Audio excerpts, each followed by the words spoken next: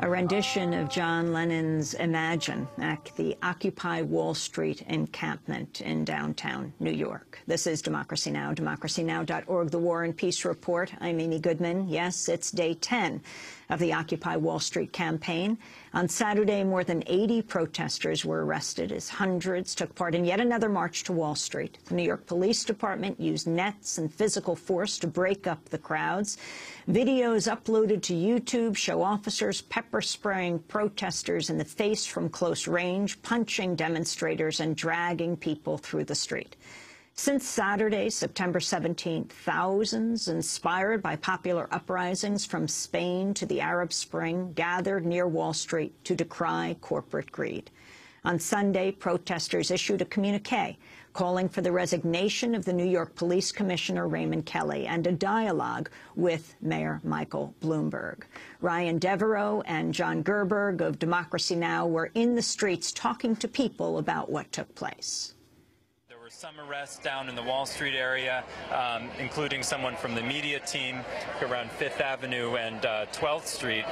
There was a mass arrest. As many as 100, perhaps around 100, were taken in police vans, in city buses,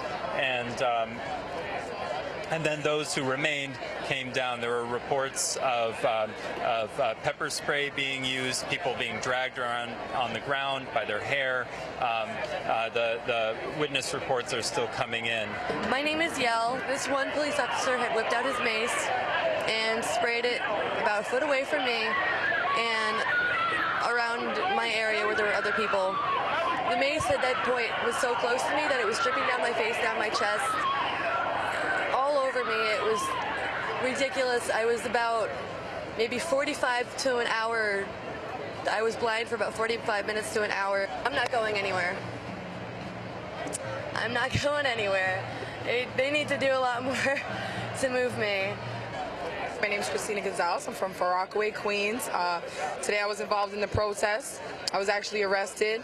The guy told me to stop filming. I told him I wasn't, and I heard him say, "Get her." And next thing you know, they all came up behind me. They grabbed me by my wrist. They took their feet and swept it under my feet to try to take my feet from under me.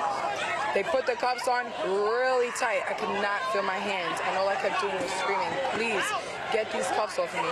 Get these cuffs off of me. I cannot breathe. I'm suffocating my hands." We sat inside one of these police vans, 16 of us, for 2.5 hours with the doors closed. We couldn't breathe in there, and there was a man in there who needed medical attention. He had a big, huge laceration on his eyebrow. There were a couple other brothers who had scrapes on their leg, big cuts into their leg, and everybody was just laughing at us. The cops kept circling around. We asked for water, no water.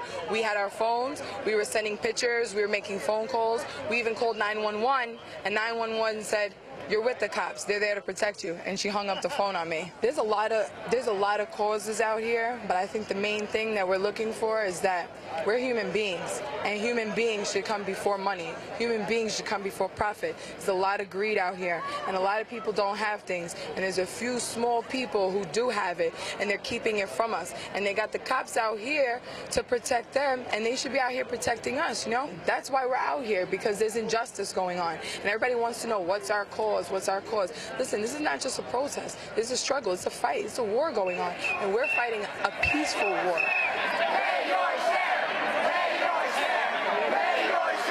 I believe, as a constitutional lawyer, that the actual act of being here, of doing 2 general assemblies a day, of doing 2 marches a day, and of trying to have this peaceful assembly, putting out cardboard signs that other individuals will come around and see, this whole act is expressive speech. This is the First Amendment. It's a living, breathing moment of the First Amendment in action, and something that I don't recall really seeing quite like this before. What they're doing here is the assembly. The core demand, I think, right now seems to be the right to organize, to have a political conversation in a public space, to show Wall Street, so to speak, what democracy looks like. That was Nathan Schneider, editor of the website WagingNonviolence.org. He talked about the protest over the last 10 days. This protest began on Saturday with a rally down near Bowling Green and then a march up to a surprise location which turned out to be Liberty Plaza. Since then, people began spending the night, that first night. Every day since, there have been interactions with the police, generally including arrests. There's been a lot of frustration about media coverage, but what matters more is that this group is learning the skills that are necessary in order to build that kind of coverage and build that kind of presence in the media. My name is Henry James Ferry. The Media Center is it's a varied group. It's made up of people who are live streaming through a handle of Global Revolution.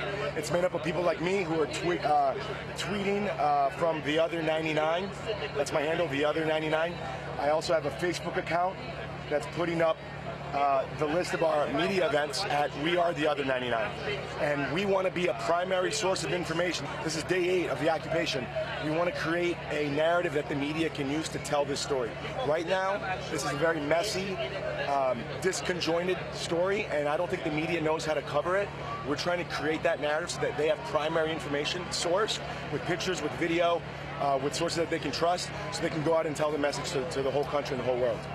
For more on Occupy Wall Street, you can go to our website at democracynow.org.